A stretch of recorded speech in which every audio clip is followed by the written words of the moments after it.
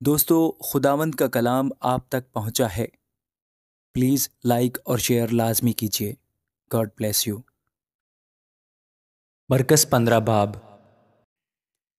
اور فی الفور صبح ہوتے ہی سردار کاہنوں نے بزرگوں اور فقیوں اور سب صدر عدالت والوں سمیت صلاح کر کے یسوع کو بندھوایا اور لے جا کر پلاطس کے حوالہ کیا۔ اور پلاطس نے اس سے پوچھا، کیا تو یہودیوں کا بادشاہ ہے؟ اس نے جواب میں اس سے کہا، تو خود کہتا ہے۔ اور سردار کاہن اس پر بہت باتوں کا الزام لگاتے رہے۔ پلاطس نے اس سے دوبارہ سوال کر کے یہ کہا، تو کچھ جواب نہیں دیتا؟ دیکھ، یہ تجھ پر کتنی باتوں کا الزام لگاتے ہیں۔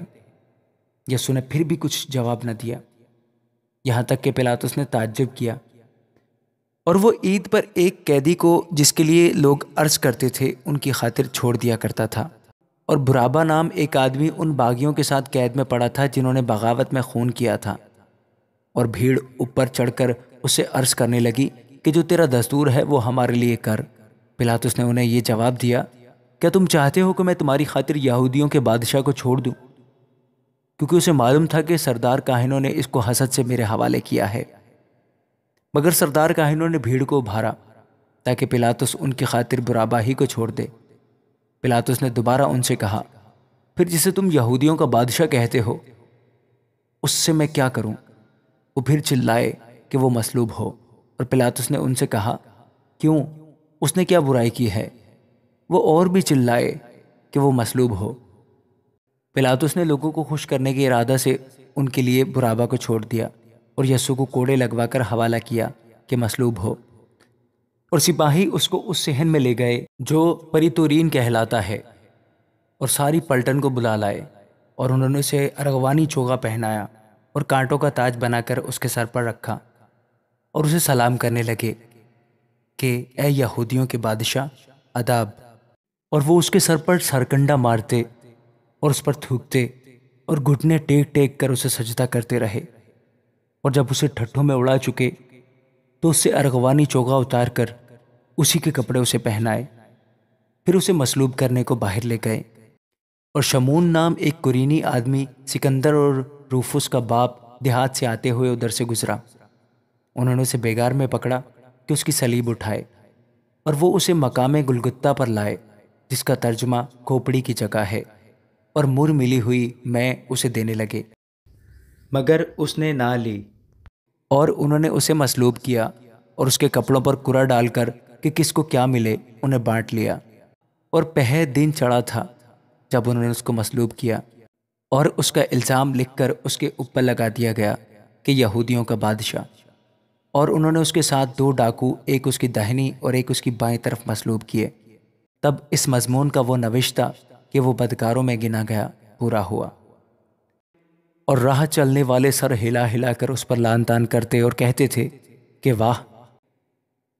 مقدس کے ڈھانے والے اور 3 دن میں بنانے والے، صلیب پر سے اتر کر اپنے تئیں بچا۔ اسی طرح سردار کاہن بھی فقیوں کے ساتھ مل کر آپس میں ٹھٹھے سے کہتے تھے، اس نے اوروں کو بچایا، اپنے تئیں نہیں بچا سکتا۔ اسرائیل کا بادشاہ مسیح اب صلیب پر سے اتر آئے تاکہ ہم دیکھ کر ایمان لائیں۔ اور جو اس کے ساتھ مصلوب ہوئے تھے وہ اس پر لعن طعن کرتے تھے۔ جب دوپہر ہوئی تو تمام ملک میں اندھیرا چھا گیا اور تیسرے پہر تک رہا۔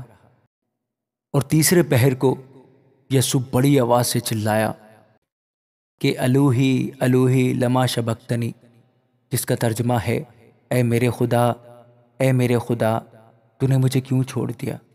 جو پاس کھڑے تھے ان میں سے بعض نے یہ سن کر کہا، دیکھو وہ ایلیا کو پکارتا ہے۔ اور ایک نے دوڑ کر سپنج کو سرکہ میں ڈبویا اور سرکنڈے پر رکھ کر اسے چسایا اور کہا، ٹھہر جاؤ، دیکھیں تو ایلیا سے اتارنے آتا ہے یا نہیں۔ پھر یسوع نے بڑی آواز سے چلا کر دم دے دیا، اور مقدس کا پردہ اوپر سے نیچے تک پھٹ کر 2 ٹکڑے ہو گیا۔ اور جو صوبہ دار اس کے سامنے کھڑا تھا اس نے اسے یوں دم دیتے ہوئے دیکھ کر کہا، بے شک یہ آدمی خدا کا بیٹا تھا۔ اور کئی عورتیں دور سے دیکھ رہی تھیں، ان میں مریم مگدلینی اور چھوٹے یعقوب اور یوسف کی ماں مریم اور سلومی تھی۔ جب وہ گلیل میں تھا یہ اس کے پیچھے ہو لیتی اور اس کی خدمت کرتی تھی۔ اور بھی بہت سی عورتیں تھیں جو اس کے ساتھ یروشلم میں آئی تھی۔ جب شام ہو گئی تو اس لیے کہ تیاری کا دن تھا جو سبت سے ایک دن پہلے ہوتا ہے، ارمتیہ کا رہنے والا یوسف آیا، جو عزت دار مشیر اور خود بھی خدا کی بادشاہی کا منتظر تھا، اور اس نے جرت سے پلاطس کے پاس جا کر یسوع کی لاش مانگی، اور پلاطس نے تعجب کیا کہ وہ ایسا جلد مر گیا، اور صوبہ دار کو بلا کر اس سے پوچھا کہ اس کو مرے ہوئے دیر ہو گئی۔ جب صوبہ دار سے حال معلوم کر لیا تو لاش یوسف کو دلا دی۔ اس نے ایک مہین چادر مول لی اور لاش کو اتار کر اس چادر میں کفنایا، اور ایک قبر کے اندر جو چٹان میں کھودی گئی تھی رکھا، اور قبر کے منہ پر ایک پتھر لڑکا دیا، اور مریم مگدلینی اور یوسف کی ماں مریم دیکھ رہی تھی کہ وہ کہاں رکھا گیا ہے۔ آمین۔